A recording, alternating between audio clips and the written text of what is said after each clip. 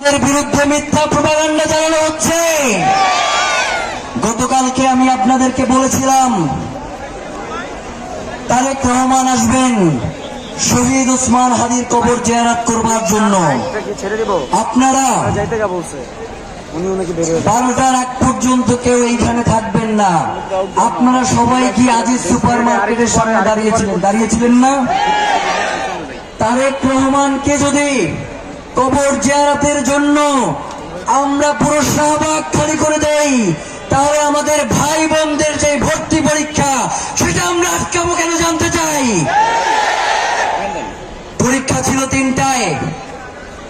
আমাদের পুরো টিম ঢাকা বিশ্ববিদ্যালয়ে ঢোকার যতগুলো রাস্তা ছিল তারা সব ওপেন করে দিয়েছে। কোন রাস্তা আমরা ঢাকা বিশ্ববিদ্যালয়ে ঢোকার আটকাই নাই।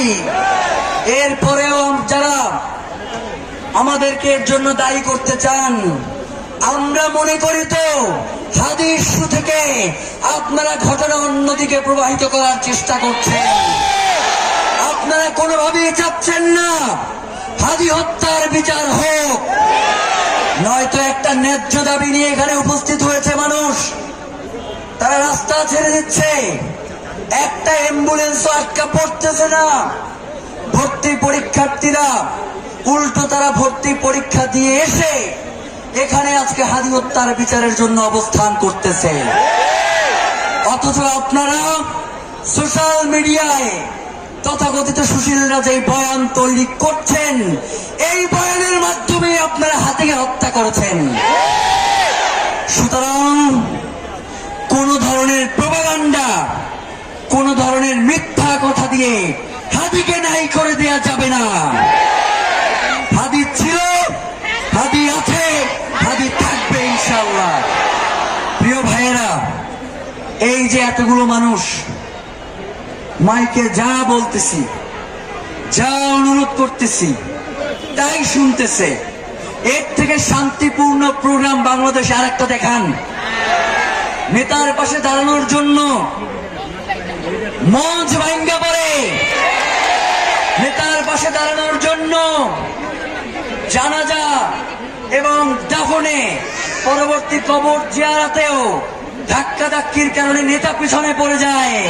অথচ এইখানে এতগুলো মানুষ যারা শুধু এই মাইকে যেই কথা হচ্ছে সেই কথা তারা পালন করতেছে, আর আপনারা তাদেরকে মব স্টার বলেন, থাপ্পড়ায় দাঁত ফালায় দেব। প্রিয় ভাইয়েরা, এই শান্তিপূর্ণ প্রোগ্রাম ইনকিলাব মঞ্চ, ওসমান হাদির ইনকিলাব মঞ্চ এই প্রোগ্রামের আয়োজন করেছে। এইখানে কোন বিশৃঙ্খল জনতা নাই। এইখানে বাংলাদেশের স্বাধীনতাকামী শান্তিপ্রিয় জনতা অবস্থান নিয়েছে। সুতরাং তাদেরকে যদি আপনারা পরিচিত করেন, প্রলোভন দেখান, তবুও আমরা বলে দেয় আপনারা কোন বিশৃঙ্খলা তৈরি করতে পারবেন না। গতকাল থেকে নয়, ওসমান হাদিকে গুলি করবার পর থেকেই বিভিন্ন জায়গায় আপনারা মবের সৃষ্টি করেছেন, কিন্তু ওসমান হাদিকে কি আপনারা নাই করতে পেরেছেন?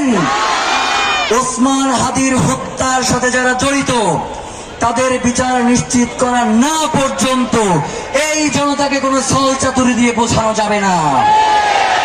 প্রিয় ভাইয়েরা, গতকাল থেকে আমরা অনুরোধ করতেছিলাম